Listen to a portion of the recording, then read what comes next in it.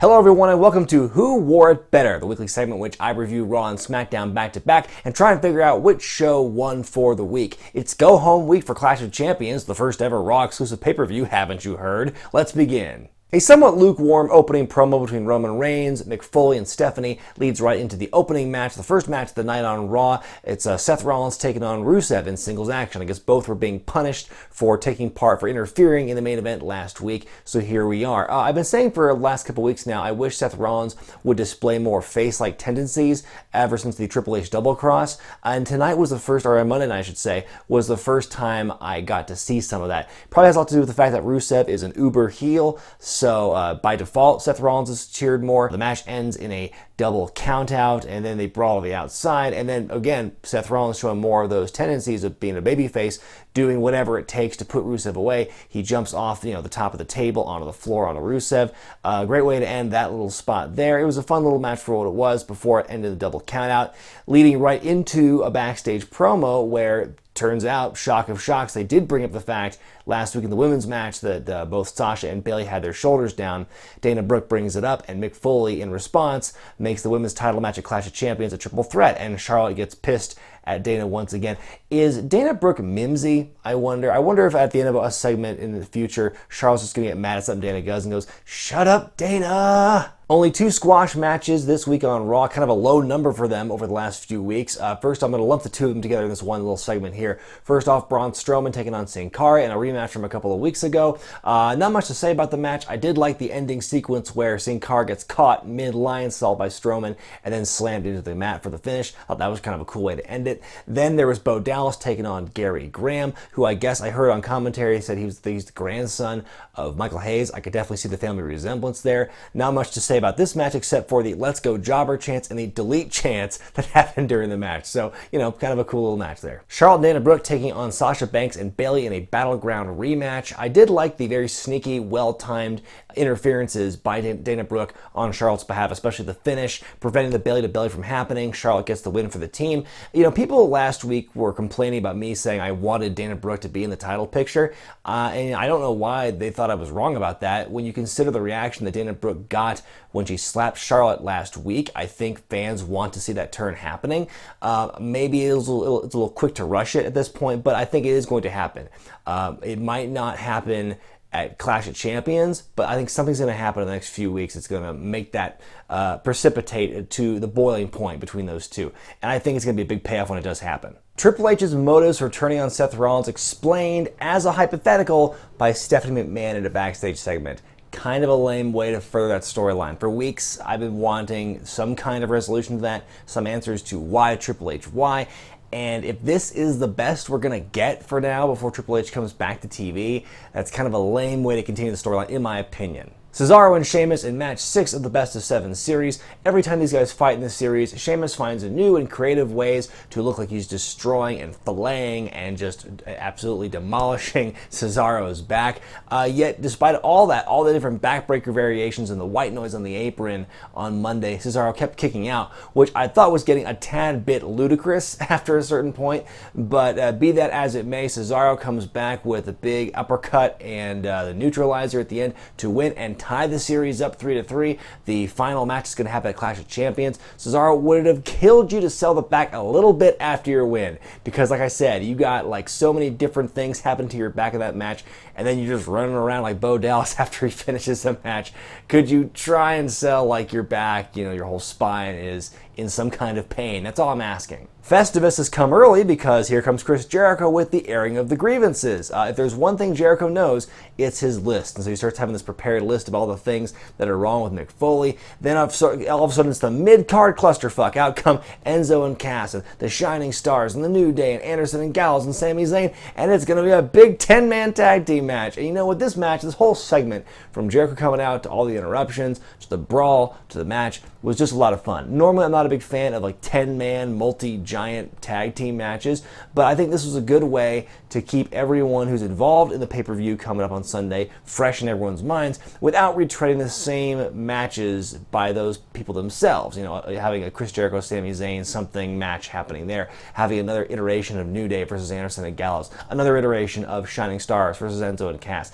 This combined them all into one big pot of gumbo, and it turned out great. Everyone had really fun spots, and yeah, I loved this segment. It was great. It's finally Cruiserweight time, a fatal four-way. It was Rich Swann, Grand Metalik, Cedric Alexander, and Brian Kendrick to determine the number one contendership for TJ Perkins' Cruiserweight title. Wow, great match, first of all. Great introduction for the Cruiserweights, for the Raw audience who might not have watched the Cruiserweight Classic. Rich Swann, Cedric Alexander, wow, those two worked great together. They worked great on their own. I mean, you know, every one of the matches did really well, but I think those two guys were definitely the MVPs for this match. Great hard-hitting stuff, so much fun to watch. Swann's got great character, he's got great charisma, so does Cedric. I did enjoy the fact that they changed up the whole stage and the ring apron LED setup to show, hey, it's the Cruiserweights time now, this is a special thing. It lends the Cruiserweight division instant credibility, along with all the promos they ran leading up to the match. They also had the different setup. I think it's a great move on the part of WWE for doing that. Brian Kendrick wins with the Captain's Hook, formerly known as the Bully Choke. Don't know why they changed the name of the move now,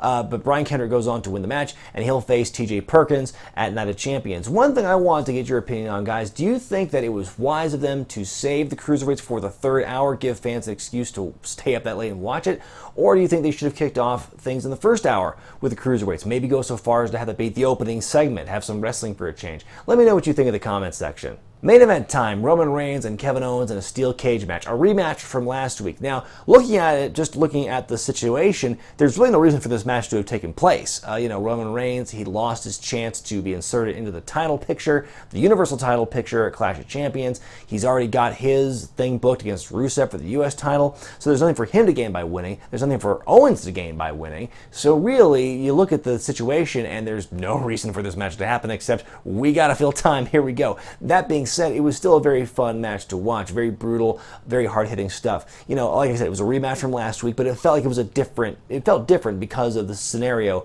of the steel cage. Anyway, Roman wins by the skin of his teeth, going over the wall and dropping down just a second or two before Kevin Owens left through the door. Both guys look okay in the end. Again, nothing was gained by either man winning or losing, but both guys did look strong in the match, and Kevin Owens doesn't look like he got legitimately beat, so it's not a bad look for him going into Clash of Champions. Rusev and Owens double team Reigns for a bit. Seth Rollins comes out, climbs the cage, does a big freaking crossbody on both guys, and that's how the show ends. And again, great stuff. This is great stuff I want to see from Seth Rollins, that babyface fire. And he wouldn't have done that if he were a heel. So I think this is kind of their way of saying, okay, now we can cheer for this guy. Like, the trigger's been pulled, let's do it. And I'm all for it.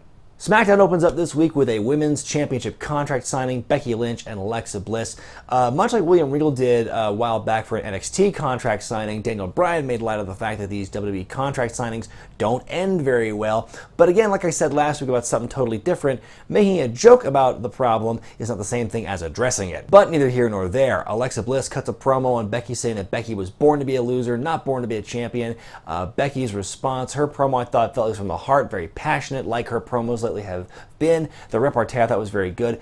Very interesting. Daniel Bryan said he wanted things to stay civil, and then Alexa Bliss flips the table onto Becky. He doesn't seem to care, kind of a mixed message thing, but it was very good for Becky to get her heat back by jumping Alexa as she was running away. We've seen it happen a lot in the past where a heel will get one in on the babyface, either verbally or physically, and even though the face is perfectly able to fight back in some way, they don't, and it just kind of ends flat. But that did not happen here because Alexa Bliss flipped the table onto Becky, and she got right back up and beat up Alexa Bliss and chased her out. So great way to make Becky look good as we do the build to No Mercy. The Usos taking on American Alpha to determine the number one contenders for the tag titles, a continuation of what happened a couple of weeks ago when the Usos turned heel and put Gable on the shelf. But a really fun match to watch. I especially loved the finish. I haven't seen a finish like this in a while, in which, if ever, really, in which Jason Jordan goes in for the hot tag, Chad Gable's leg gives out on him, and Jordan decides to stick it out and not risk his partner getting hurt, but ultimately it costs him the victory. The Usos go on to win and challenge Heath Slater to a run for the tag titles at No Mercy.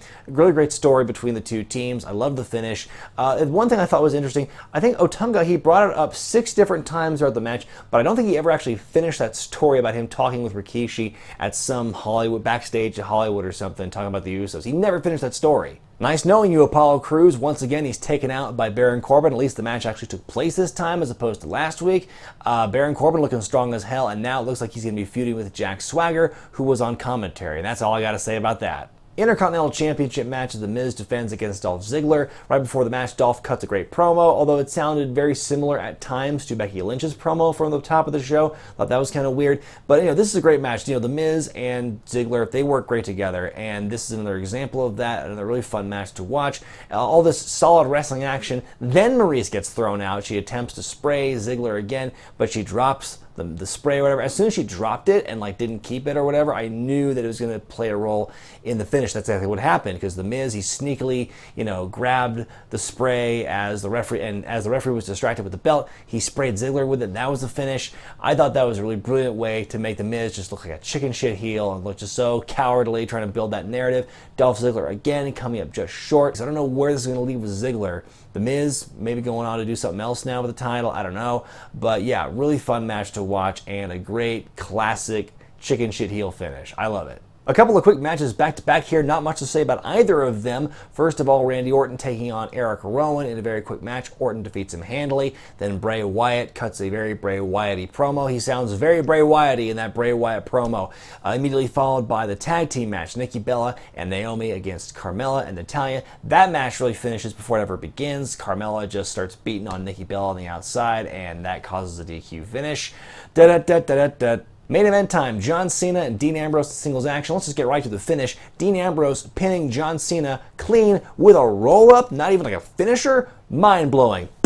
I feel like this is the most we've seen Cena lose clean or dirty in a long time, and it's still refreshing to see. It's like, even if he lost every match from here on out, it would still be a surprise considering how we've seen him for the last decade. So he's becoming more human. He's not invincible anymore, which is refreshing to see. And I'm not saying he should lose every match from here on out, but when it does make sense, I think it's still very captivating. It's still a great moment. The champ who runs the camp, AJ Styles, comes out and beats up both Cena and Ambrose right after the match. Daniel Bryan announces a world title rematch, Dean Ambrose and Styles, next week on Smackdown. That's going to be fun to watch. And then immediately Ambrose knocks Styles out with dirty deeds. Between pinning John Cena clean and standing tall at the end of Smackdown, going into his world title rematch next week, Dean Ambrose looks incredibly strong right now. Well, folks, the streak is over.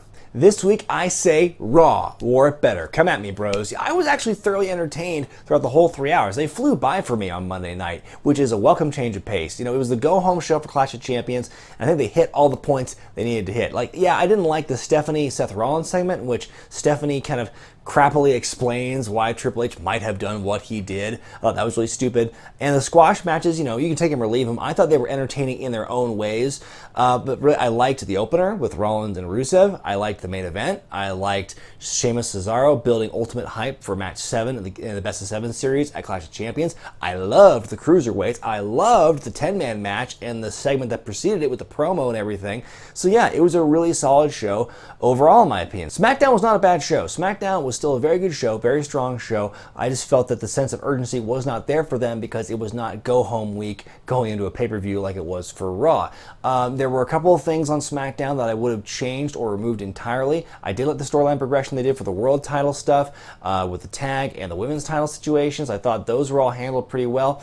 But yeah, I just felt that, to me, I was not as entertained watching SmackDown as I was Raw. I think Raw brought it this week. They broke the streak on who wore it better. They're back on the board. Let me know your thoughts. Which show did better this week and why? Tell me in the comments section below, and of course, answer the poll in the upper right of your screen. Be sure to thumbs up this video if you like it, subscribe to Wrestling with Regret, and buy the t-shirts at ProWrestlingTees.com. I'm Brian Zane, and I'll see you next time.